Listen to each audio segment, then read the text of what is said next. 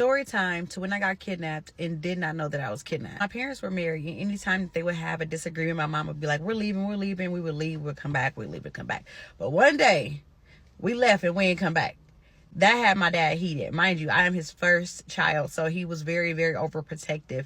So one day, we've been gone. It's been weeks. We ain't heard from him. We ain't seen him. One day, we're at my grandma's house, playing outside, my sister and I, and a white van pulls up. And it's my dad, and he's like, hey girls, y'all want to go shopping? So my sister, she runs off. She's mean. She's a Capricorn. She ain't having that shit. She's like, absolutely not. We're not supposed to be with you. No. Then here come my materialistic hoe ass. I'm like, shopping. My big goofy ass hopped in that car so quick, y'all. All I heard was shopping. You got me there. Oh, with a little shopping, like, you know what? Hell yeah. So then we leave. We're riding and riding. I'm not paying no attention. Mind y'all, I'm in 3rd grade. Next thing you motherfucker know, I start seeing highways. And then highways, it came mountains. And I'm like, oh my God. A man done took me out of town. We finally get to our destination. We are all the way out of town, y'all. It's hot as hell. Like, I'm like, hold on now. God, like, this ain't the type of shopping. Hell, and if we was going out of town and go shopping, I'm like, this ain't Melrose. Like, what type of fucking shop? We in Phoenix, Arizona. So, y'all, we finally get to a clothing store. So, I'm like, okay, like, he really took me out of town to take me shopping type shit. So, I'm like, oh, bet. I start picking up all type of stuff. Mind y'all, at the time, I love Powerpuff Girls. I started picking up all type of shit, y'all. That man said, you got to put all that back. The only thing that I was able to keep was the Powerpuff Girls panties. Everything else, girly, he made me put back. This nigga put me on black hoodies, black sweats. I don't even remember what type of shoes. That ain't even a kicker. After we leave and I'm dressed like little fucking Riley from Boondocks, we go to this old Mexican lady house. Hella kids there. So I'm like, okay, this ain't no bad kidnap because all these other kids, they running around, they happy. They ain't starving. They look good. They chilling. So I'm like, fuck you. It is what it is. Then the lady, we're going to call her Jamie. Jamie braids my hair. Rolls to the back, all back nigga braids. Straight nigga braids, not a bead, not a bubble, nigga braids. At this point, I knew something was wrong. I'm like, goddamn, something is wrong. I just don't know what, because I'm with my dad. I'm safe. I'm healthy. I'm alive. So I'm like, what the fuck is it? But something is wrong. Fast forward to the next day, y'all. We stayed at a hotel, and then we went to like a swap meet. He turned in the van for like a box Chevy. And I'm like, okay, like this some crime TV type shit. Like this nigga got me dressed like a little nigga. He done switched cars. Like, I'm like, oh shit. So then the nigga must have run out of money or something because we start sleeping outside. Like, we slept under a tree. At that point, I'm like, all right, now. I was fucking with you until then. Like, now we got to go. Like, I start complaining. Like, this ain't it. Like, we got money back home. Why the fuck we get to Arizona and we sleep under trees? Like, something ain't right. He did not want to use his credit cards, his bank cards, nothing. Like, it was so weird. And I could not figure it out because, again, I was so young. Finally, y'all, he talking to somebody, this black guy. I'm in the pool at this point. We did find another hotel, so I'm in the pool. I'm playing around, I'm splashing. He thinking, you know what I'm saying, I'm not listening. He like, yeah, some this B word. Put a Amber Alert out for my daughter, some. Hold the fuck up now. Like, Amber Alert, like, nigga, this is serious. Like, that's why I'm out here dressed like Riley, because motherfuckers is looking for me back home. And you got me out here looking like a junior type shit. Like, listen, I was mind blown.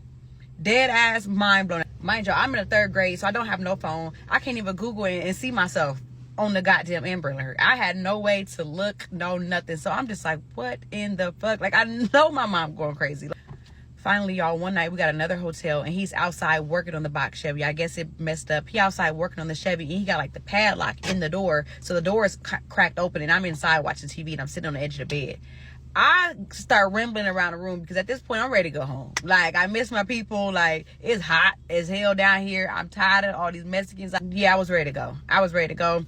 So I start scrambling through the room and the only thing in there, y'all, we were at a motel, mind you. Like, ugh. I get to the phone. On the phone, it just had like instructions to dial *6.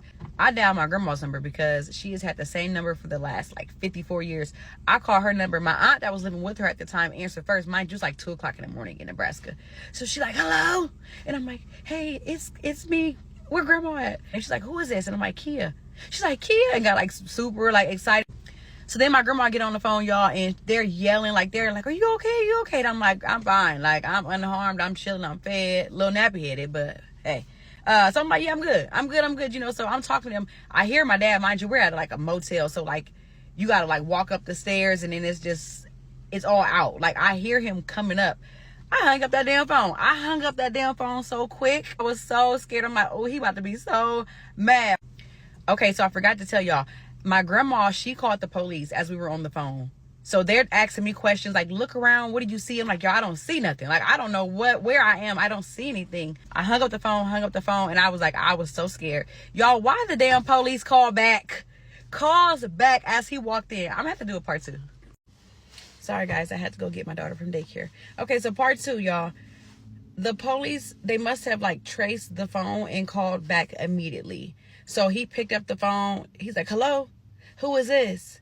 No, we don't need no police. And then he got a smart ass mouth. So he hangs up the phone. He looks at me. He's like, you called them my key? And I said, yes, I did.